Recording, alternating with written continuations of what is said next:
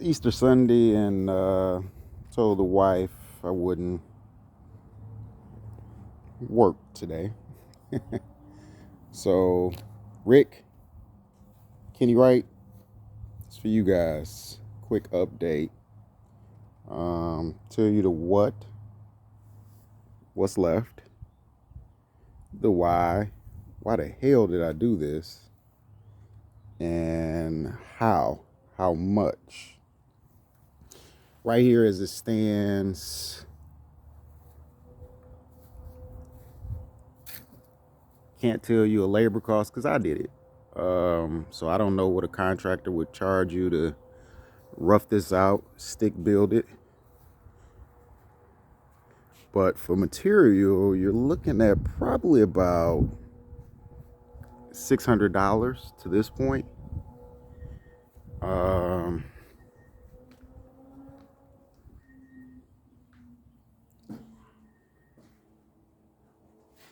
Yesterday I ran out of material, so you got a hole in the roof. Is it gonna be a skylight? No, it's incomplete. I ran out of material, but all 2x4 sheathing. I had a bunch of nails, so I won't add that into the cost. The house wrap I had left over from the big garage, and then I ran out, so I went and bought more house wrap. So I got to finish wrapping there and in back. I got to finish wrapping the top,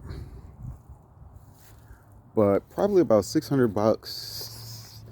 I say if you had no leftover material and we're just flat out starting from scratch, I say $700-800.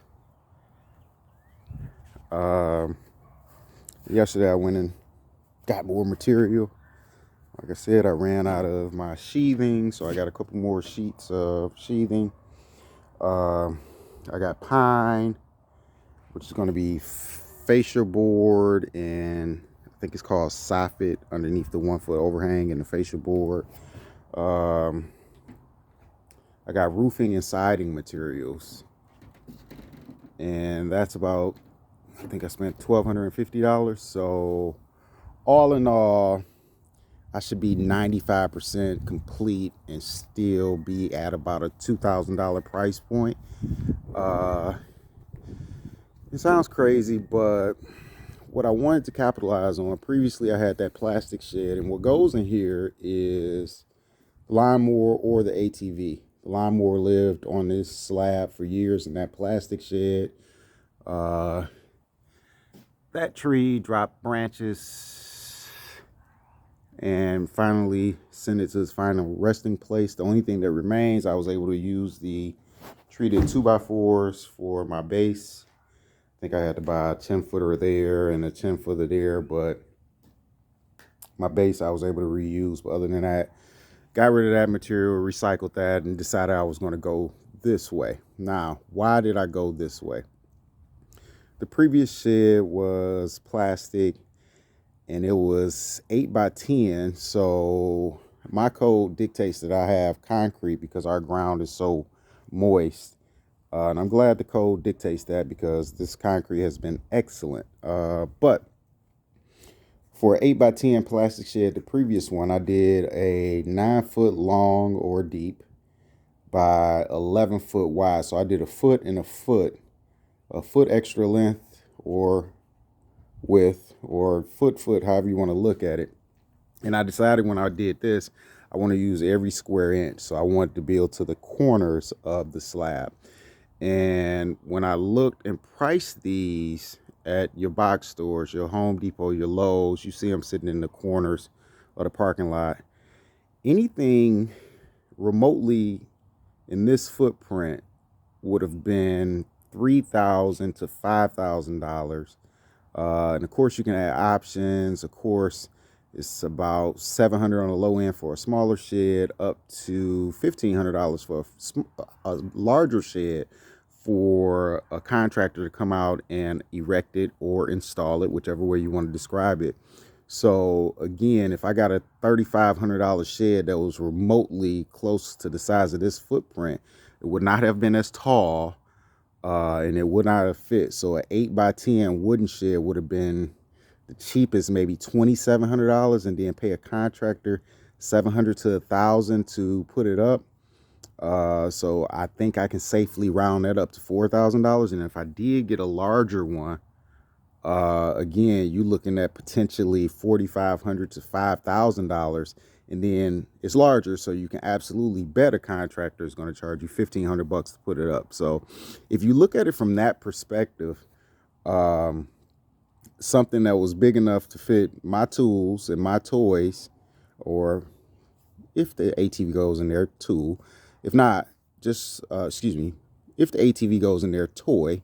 If not, lawnmower, tool, and all the other crazy tools you see me working in this yard with, they will go inside of here. But again, to have gotten anything this size, let's just call it even $5,000, potentially more. But again, if I come in at $2,000 and I spend another $300 or $400 or $500 putting on a nice light, or running some outlets, and I'll be stealing power from that garage, just trenching it briefly over the ear, a couple other little small things I may put inside, a couple gallons of paint, 2,200, 23, let's say 2,500. So a 50% reduction from cost.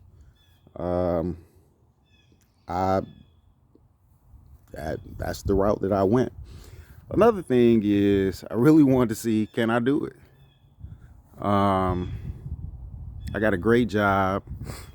It's amazing. I love it. But if anything ever happens, I think the old adage, or the old gentleman say, learn how to do something with your hands, you'll never go broke.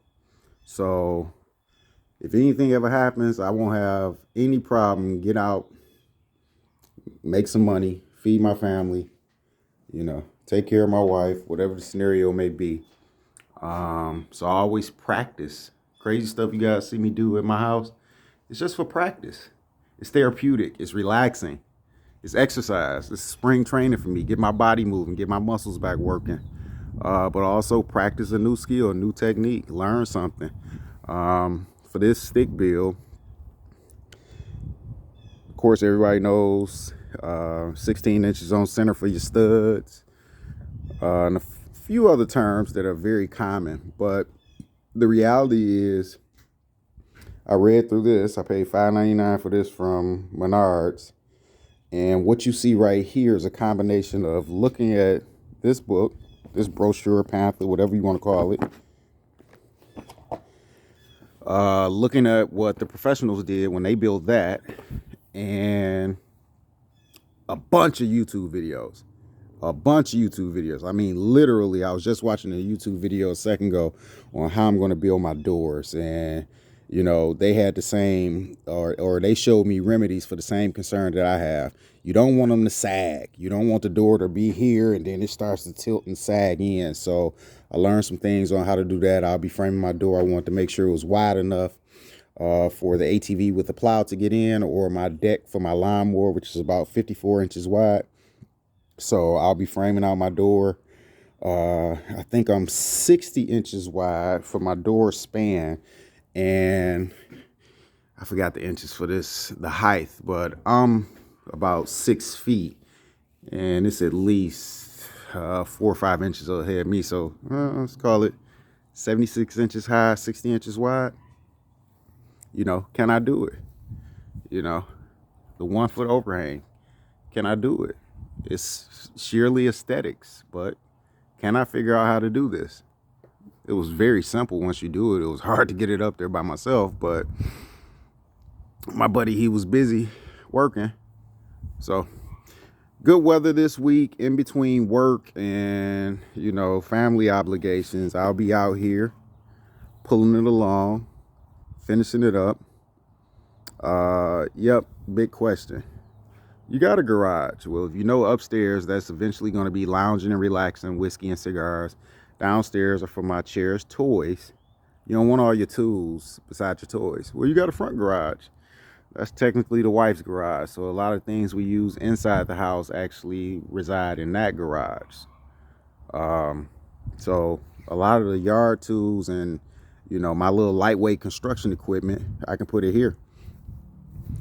One thing I want to say before I wrap this video up, there was an option in one of the box stores for a shelf. So they offered a tall shed like this, and they put a shelf across here. It was about a $500 option. Man, are you kidding me? I'm gonna fill this thing up with shelves. You know, airspace. I might as well use it. Other than that, it's just dead space. And I got plenty of stuff to put up here. So $1,000 for that or $500 for that shelf is an option, or this has been built for basically the price of what they were charging that as an option. Are you kidding me? So don't be afraid to try it. Kenny, I know you're gonna have a billion questions. Rick, here's your update as required, and I'll keep going.